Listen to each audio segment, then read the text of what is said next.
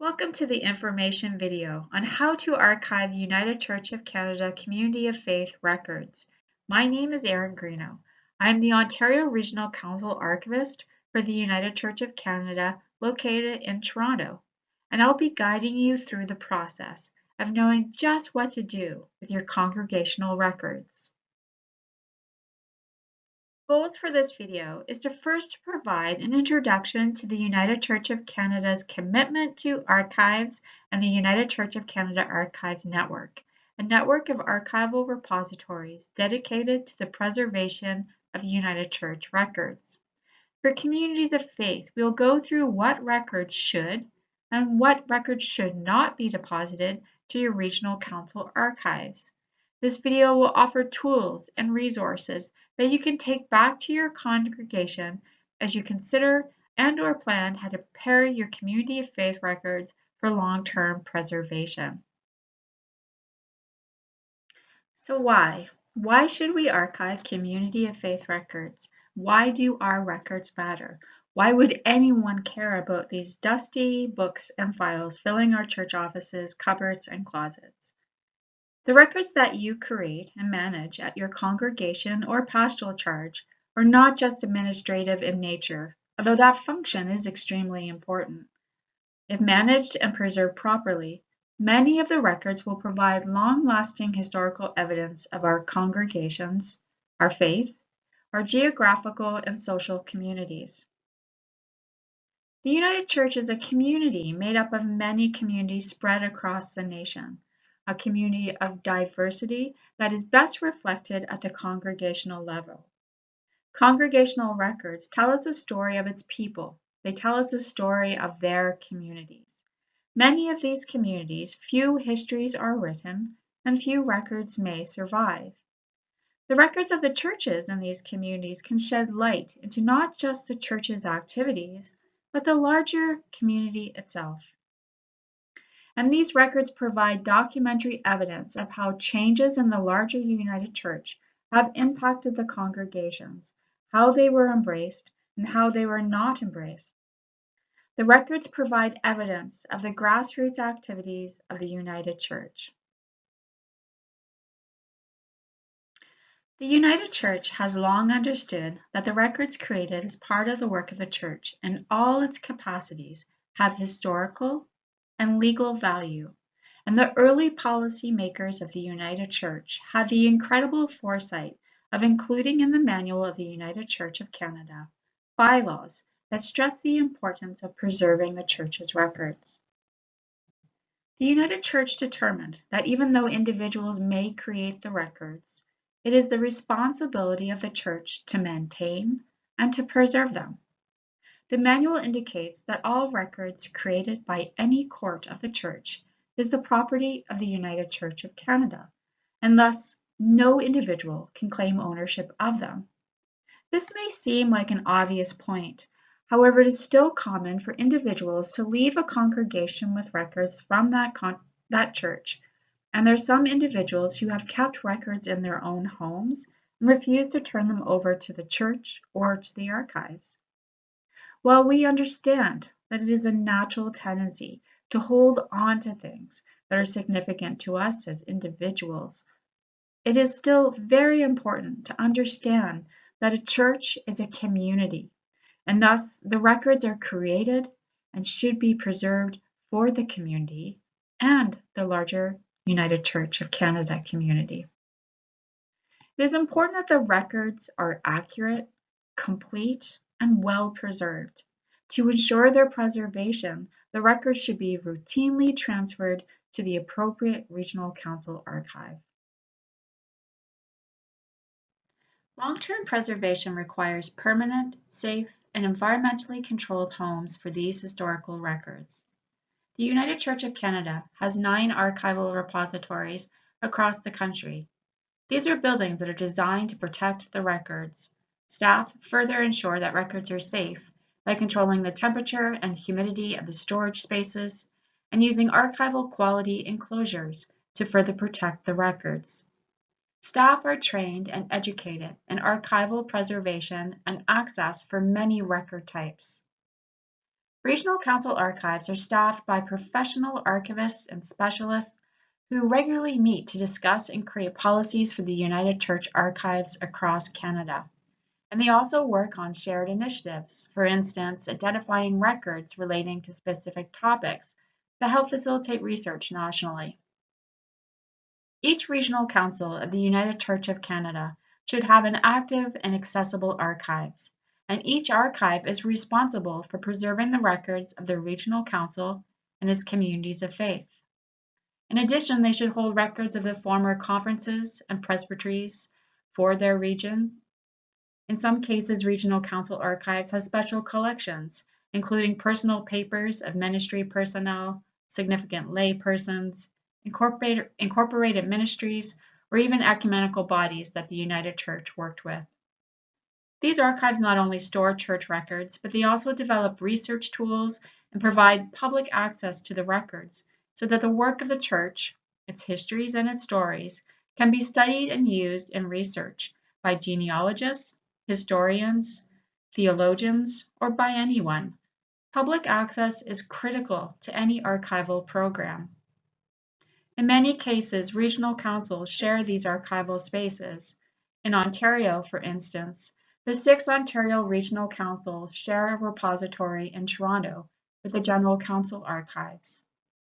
If you are unsure where your community of faith records should be sent, please check the Archive Staff Circle list on the United Church of Canada Archives website or contact your regional council for more information. So now that you have a brief background on the importance of archiving church records, I'm sure you are eager to learn what church records should be archived. I will briefly introduce the main types of records that are deemed archival. And if you still want to know more about these types of records, please contact your regional council archivist for more information. In speaking about the records that congregations create, you have to start with baptismal, marriage, and burial records. Now, all the records have equal historical value, but the information recorded in these registers serve a unique historical and legal function.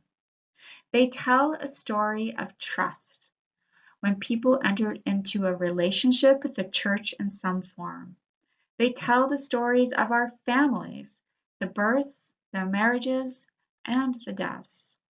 And they also provide evidence of the identity of the church's membership. They are undeniably the most consulted records created by communities of faith in the archives. Many individuals require evidence of these records to prove the spelling of their name, age, birth date, and proof of marriage. This information may be needed to receive their Canadian pension or to marry within another Christian denomination. Some of the information can be found in government records, but as we see quite often at the archives, it is not uncommon to find out that the government records can contain errors or that the records were never filed appropriately. Care should always be given to the creation of these registers. They should be complete and legible. Information in United Church registers were given by individuals for a specific purpose and is considered to be held in sacred trust. In addition, the United Church follows privacy policies to protect the identities named and information created for church work. Therefore, we place restrictions on access to these records. Restrictions in Ontario include baptisms for 100 years, marriages for 75 years, and burials for 20. We do provide certified copies of the records when an individual requests their own information. An individual will always have access to their personal information. An individual can also give permission to someone else to view their information. Regional council archives are better equipped to manage research projects, protect personal information, and provide storage for these registers. Once a register is inactive, it should be deposited in the regional council archives. Please note, there is nothing worse than having to tell someone that we cannot provide this deeply personal information, that we don't know where these registers are located, who has them, or how someone can get access to them. So we must ensure these records are preserved. The registers provide information on those who are involved in some capacity with the church. However, it is the membership records that provide information on who were members of the church.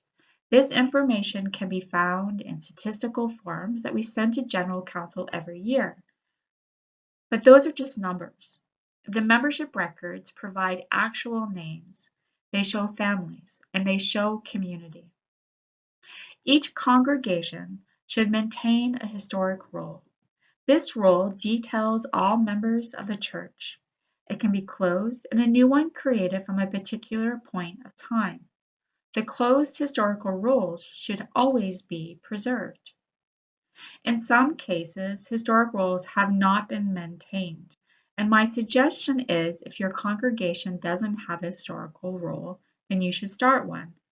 For years that a roll has not been created, the archives will accept other membership records so that there will be some information on membership. We don't consider church directories and mailing lists as sufficient information because it does not contain how one was received into the congregation or how one left. The next type of records that should be archived are board and committee records.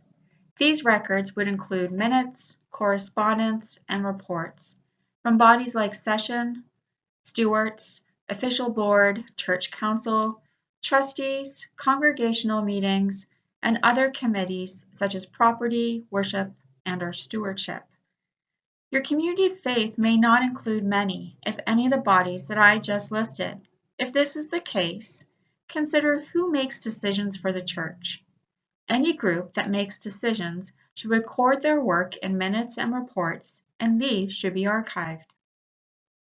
Minutes should be complete, clear, and accurate so that the work of the church, your community of faith, is properly recorded and then preserved. And I cannot stress enough that the archives only needs one full, complete copy, preferably the official signed minutes if available. We don't need multiple copies, and it does become quite time-consuming to have to go through folders of the same documents to make sure that we have a complete set of minutes. Legal and property records are also archival. However, they should be held at the congregation if they are regularly consulted, or by trustees during disbandment if there are loose ends that need to be dealt with. Such records include estates, deeds, mortgages, or correspondence regarding legal or property matters. Information regarding the purchase, sale, or transfer of property commonly can be found in the records of presbytery or regional councils or in the municipality records. However, it's better to be safe than sorry. What if some records were created which may not have been filed properly with the municipality or noted in presbytery or regional council minutes? This does happen, and it's best to archive this material. In addition, property records can also provide information on the location of churches that may not exist now. Quite often, I receive phone calls or emails from congregations saying, "You don't really want records of all the United Church Women units, or you don't want all the minutes of the youth group, the Bible classes, do you?" Do you know what I say? Yes, we do. Church is more than services, and church is more than sacraments. The groups in our congregations often provide evidence of programming changes, shifts in memberships, community, and social engagements. In many cases, particular churches focus on certain community activities. Perhaps they were active in community theater or food distribution, community gardening, or ecumenical cooperation with other denominations or faiths. Records regarding these activities often offer a more holistic understanding of what makes a community of faith.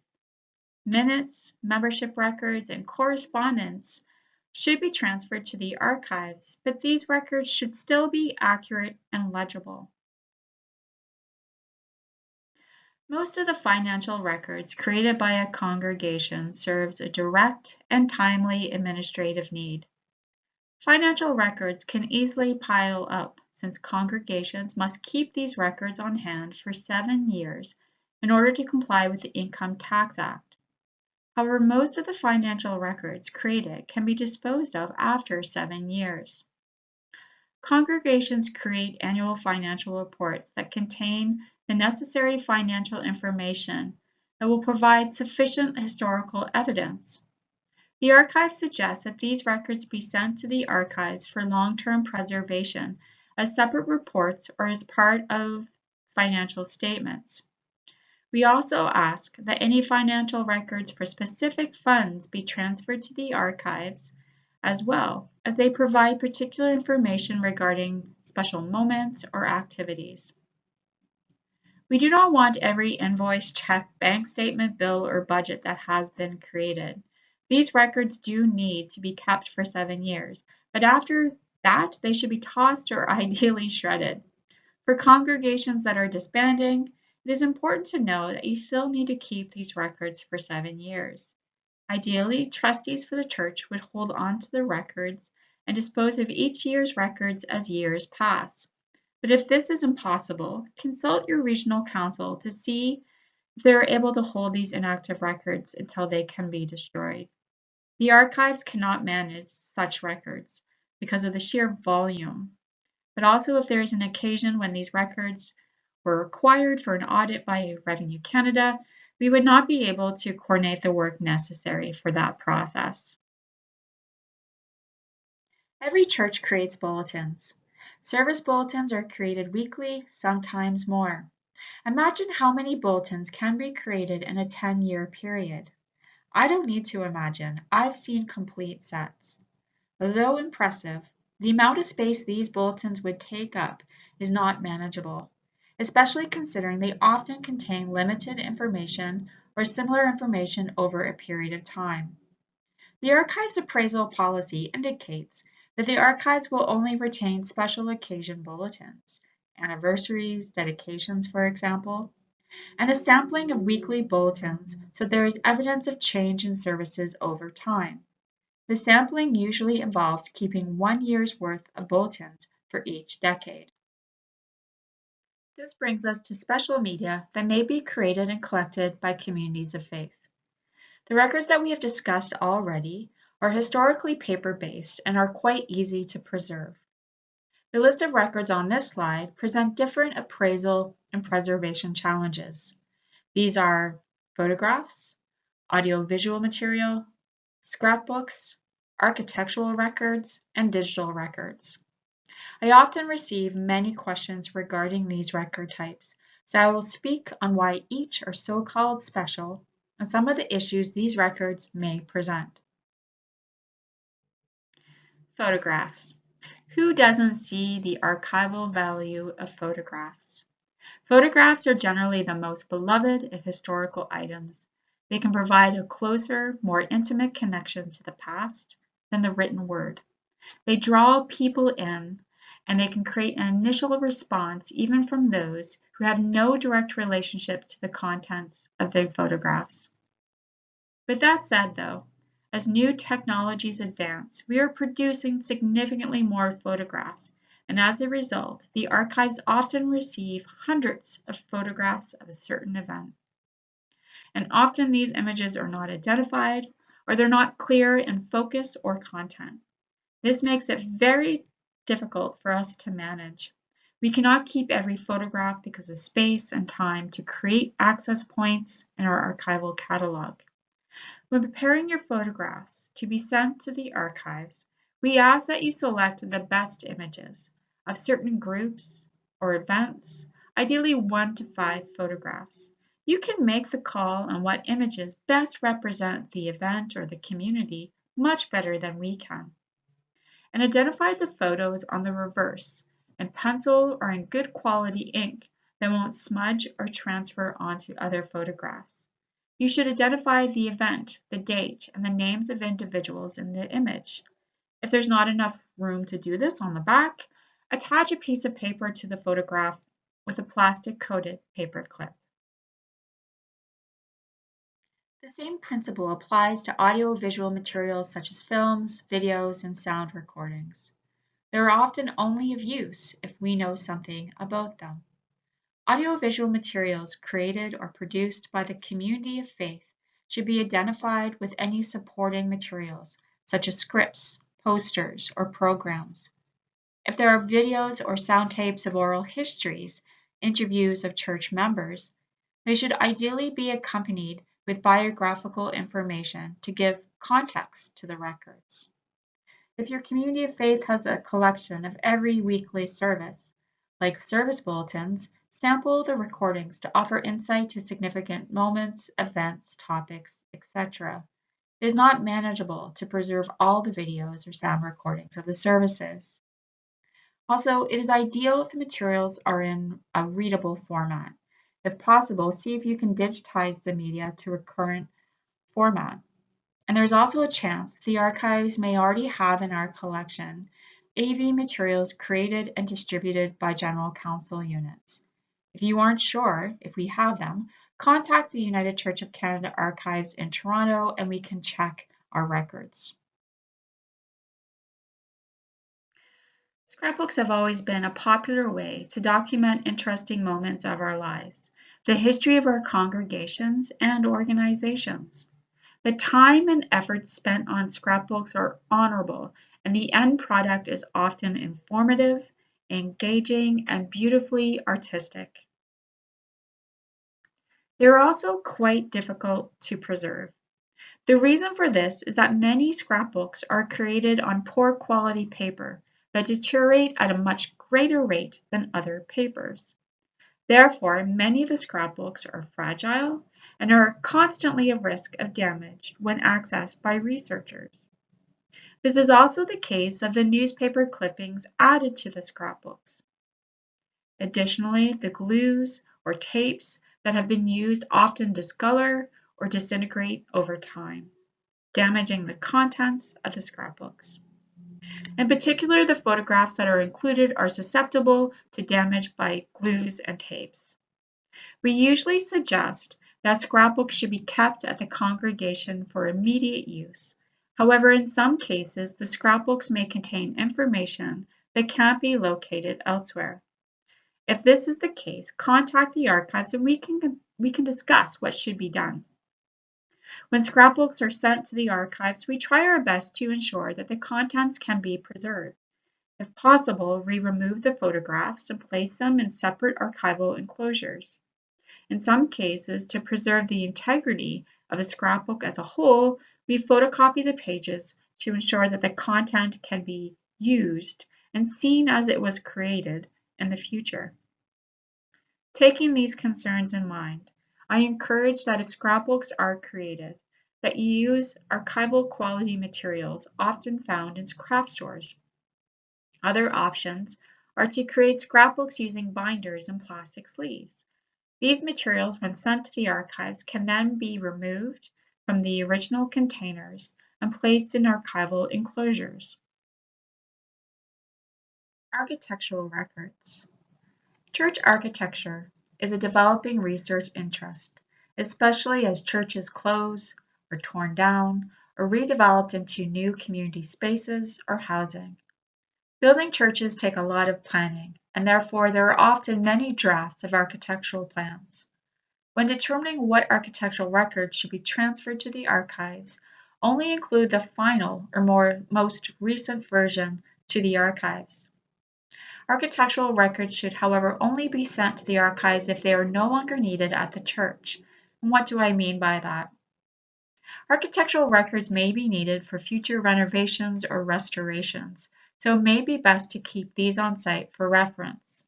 Due to their size, it is difficult for the archives to reproduce them once they've been transferred to us.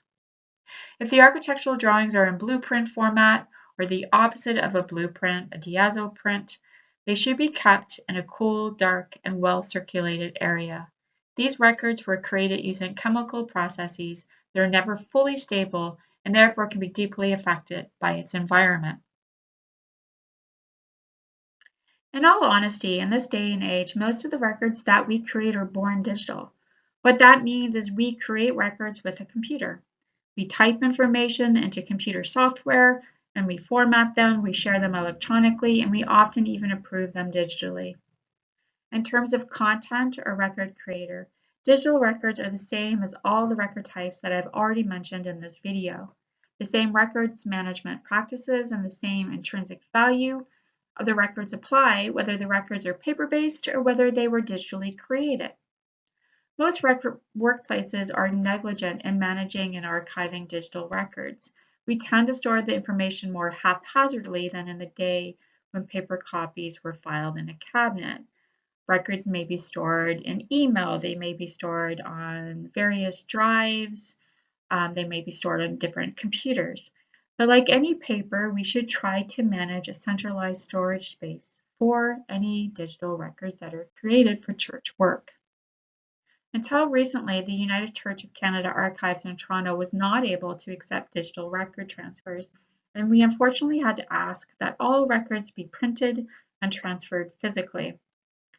This presented a huge problem as the United Church of Canada is committed at a national and regional level to going paperless. This may be more difficult for some communities of faith. However, I am proud to say that the Ontario Regional Council Archives are able to preserve digital records of communities of faith.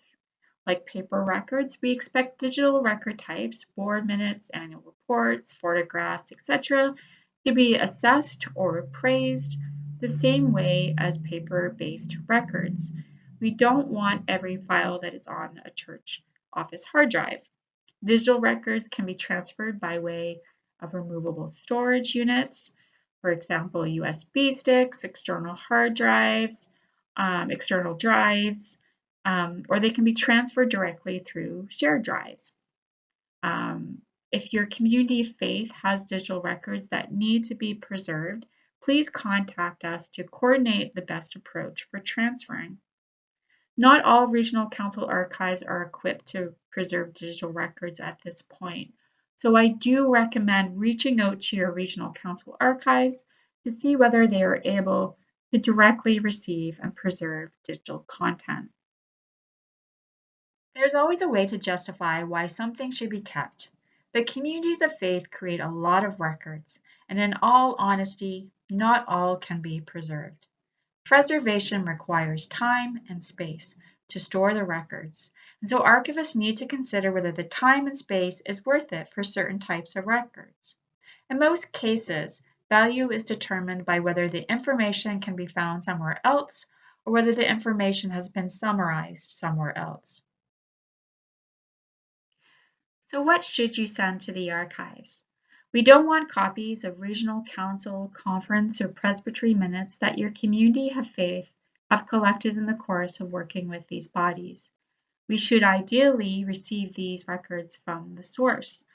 Similarly, we don't want any publications that have been created by other church courts, namely the publications of general council, which have already been deposited to the archives by the creating bodies. We have an extensive library of national church publications in Toronto, so most likely we already have the item that you would like to send to the archives. We also don't want duplicates. Once upon a time, it was common practice to file 3 copies of everything. Duplicates take up unnecessary space at the archives. So we only need 1 copy of every record created. As I already mentioned, we do not want invoices, canceled checks, and other financial records that have no permanent retention. And the next item on the list of things that we don't want is Bibles or hymn books. These items are generally mass-produced and they do not provide unique information, unless, of course, a Bible was highly annotated by a family or the congregation itself. The last item on this list is artifacts. By artifacts, we are referring to physical objects such as plaques, memorials, communion sets, quilts, those types of things. These items are important in understanding the legacy of our congregations. However, the archives does not have the space nor the professional expertise to preserve these types of items. We suggest that these items may be more suitable for your local community museums so that the context of the physical objects may be properly enjoyed by community members. I have mentioned many types of records so far, and I recognize that it may be a lot to take in. The United Church of Canada Archives Network created a sample retention schedule for community of faith records that can help you with identifying what should be and what shouldn't be archived. A retention schedule identifies the main record types created by communities of faith and offers a retention period for each record, or the amount of time you should keep records. When a retention is identified as permanent, it should be sent to the archives when it is no longer regularly consulted for church work, maybe after 5 or 7 years. If the retention is 3 or 7 years, then you only have to keep it for 3 or 7 years following its creation. So for example, if you have general correspondence from national units from 2023, they have a retention for 3 years. So in 2026, they can be disposed of. The retention schedule also offers information on unique retentions.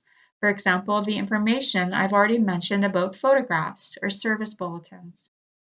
This document is on the United Church of Canada Archives website and can be downloaded as a PDF.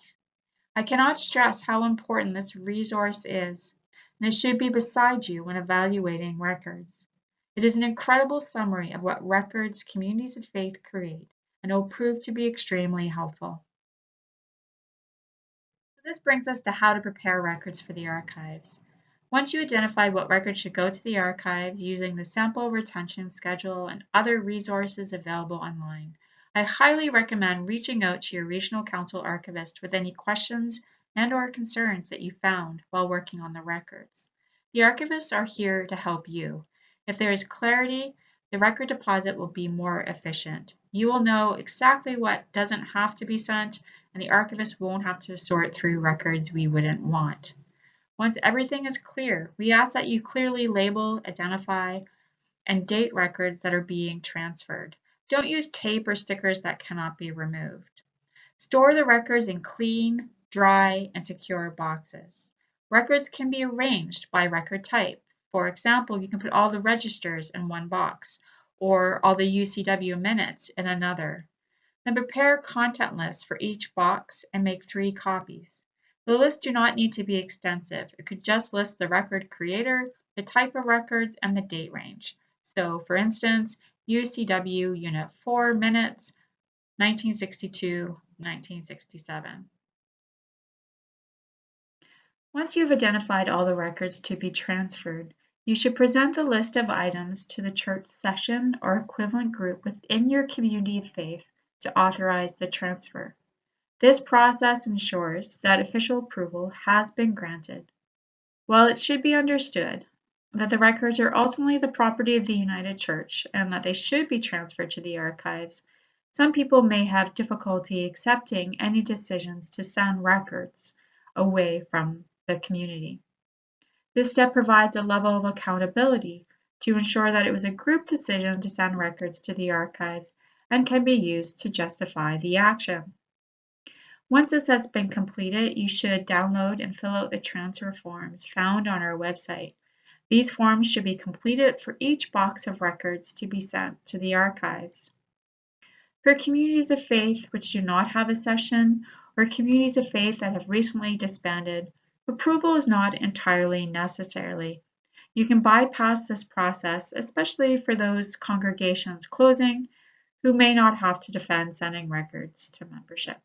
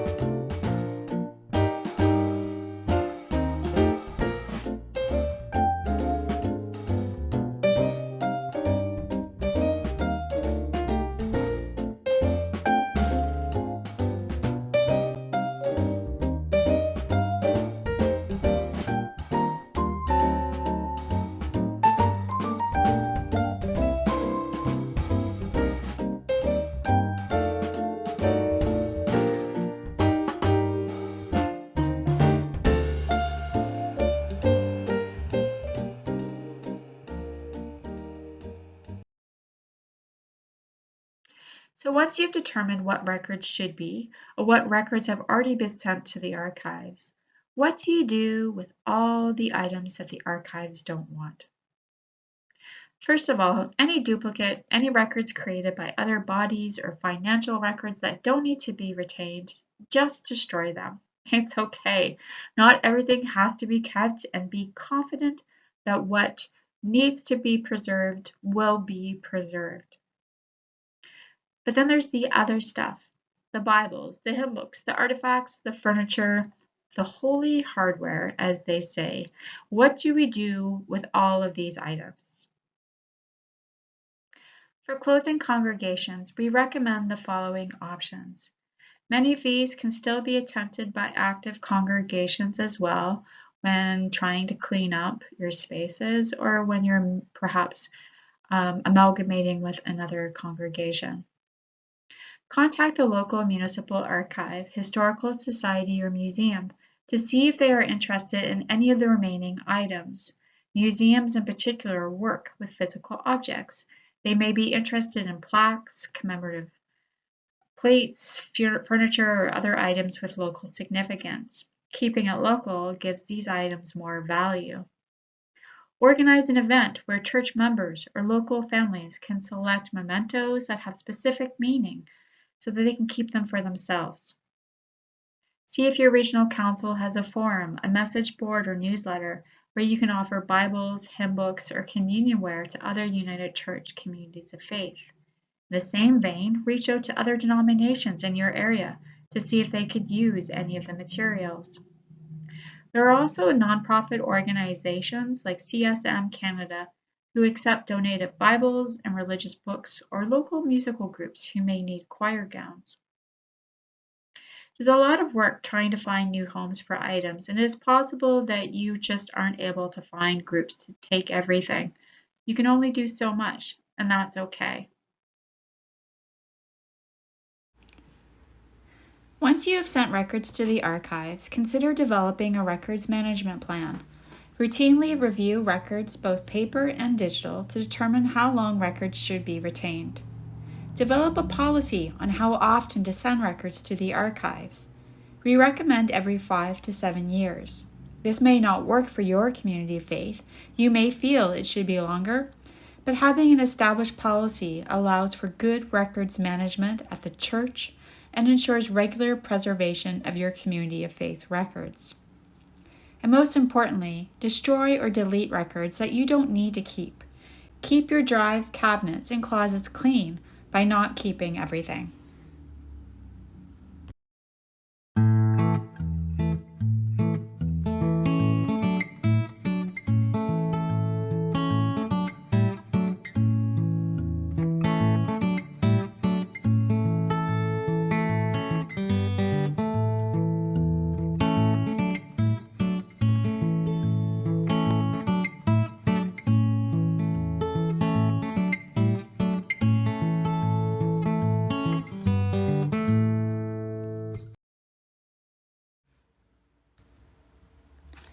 Let us show you what we do with the records once they arrive at the United Church of Canada archives.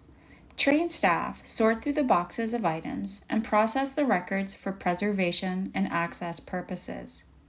All records are stored in acid-free folders. We identify the contents, the congregation or pastoral charge, the record type, and the date range the records cover. We record this information on the folders along with an assigned accession number, box number, and file number. It is the accession number which tracks the location of the records once placed in the archival storage room. The records are then placed in acid-free archival storage boxes. We often receive records that have been damaged over the years from water, fire, or mold. We examine the records for any possible damage. This minute book has minor damage to the cover. In most cases, we remove the binding when possible to prevent further contamination. In other, more extreme cases, more specific conservation techniques are necessary.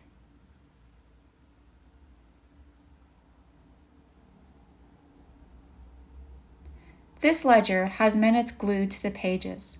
This was commonly done in the past, but we don't recommend this method as glues make the paper more volatile.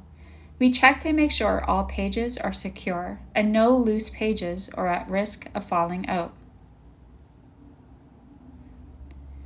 Once the records are processed, we label the boxes with the accession number and box number. The contents are listed in our online catalog, and the accession and box number help with retrieving these items.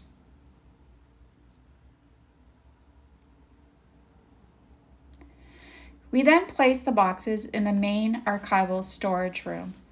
This room is environmentally controlled so that it is the ideal temperature and humidity for the preservation of paper. For security reasons, only staff have access to this space. We have maximized the use of the archive storage room by having movable shelving on tracks.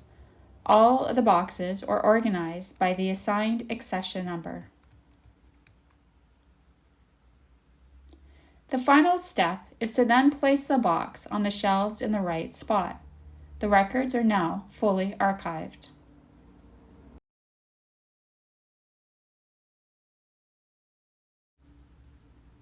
The history of the United Church of Canada is stored in this room in all of these wonderful boxes. For other special media, like oversized architectural records or photographs, we place them in a separate photo archive storage room. This room is also environmentally monitored for humidity and temperature. We place the items in large acid-free folders and place them in map cabinets so they can remain flat and be best protected.